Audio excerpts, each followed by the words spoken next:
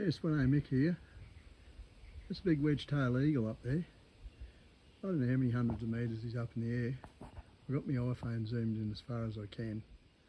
They've been spotting, he or she has obviously been spotting my little dog. Let's go back up. My little dogs. Now they'll take small dogs, not a problem at all. They'll take small sheep. Bam. Beautiful bird, absolutely stunning. Look up Australian Wedge Tail Eagle and just gliding around on the thermals. He spotted me, so he's chuffed off back over there. But yeah, beautiful big bird. But the last thing I want's my little dog's gone, that's for sure. What a beautiful afternoon at Macquarie. What a beautiful afternoon. What a noise, just a few birds. Let's see if I can see him. He's gone out behind that tree, I think. Yeah, they'd have trouble here anyhow because we've got a bit of a dog fence here, so they swoop down and just run along behind them and then just put the talons into whatever they're grabbing. They have trouble lifting off. But yeah, last thing we want is to lose our little dogs. Made this all here yesterday. Made with the Hustler, and I've had one hydro done up, and it's looking like I've got trouble with the other side hydro now. Beautiful mowers, but hydraulics, there's only a few different makers of hydraulics for mowers. I think there's Hydra Gear, there's Hydra Gear, anyhow there's might be three or four of them. And then you get into your real heavy duty stuff like the Super Zs, and then that's when you get all the industrial stuff. Parker, no Skype and Parker, this, and you know, all your really high quality American or Italian hydros. But when you're buying a $15,000 mower, not a $30,000 mower, you can't expect them to have as good a running gear. But $2,700 a side in Australia for a new hydro, or you can rebuild them, get them rebuilt for about $1,100. They kit them out and do a few modifications. Had the the left hand side one done, now it's the right hand side one. It's like the handbrake was stuck on yesterday, so I just parked it up. I haven't played with it anymore. I've just got to really work out whether I'm just get that hydro done up and get rid of the mower, or just get the it is comfortable. It's comfortable, it's fast, it's very comfortable, but I can't afford to be just wasting money when I can do a green field for a whole lot less. And I really only mow 2 acres in here, so I can do it the green field. Yeah, it's not as good as nowhere near as good. It's not as quick, and it's nowhere near as good to sit on. It's not as comfortable, but I'll take quite a bit the less comfort, and I'll just use my little greenie. Because down here, like I've said, it's about all the mowing I'm doing here. Up to that tree there's got to go.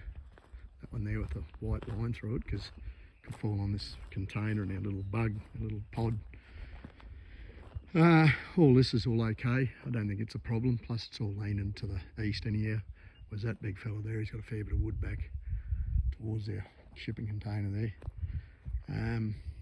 But yeah, I've just doing stuff on my tractor at the moment, so I was going to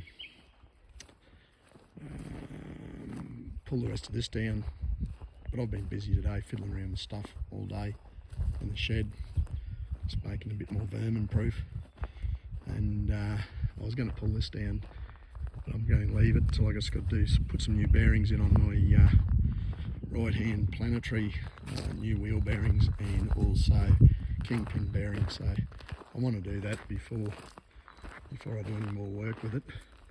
But this is that. I've got to cut this one off too. I've got more cutting off to do, but I'm not doing today. Back's pinging a bit actually. The old arthritis, mate. That's when you start throwing those heavier saws around, you realise. But that's the remains of that stringy there. And these here are just little apple gums, and there's also, oh no, pull that down, there's also the dead one. There's some more little apple gums there. They're not, look, you might go, what do you cut them down for? Well, it was to assist when we were falling. There's a dead stump there, falling this one here, because it's got to be cut off.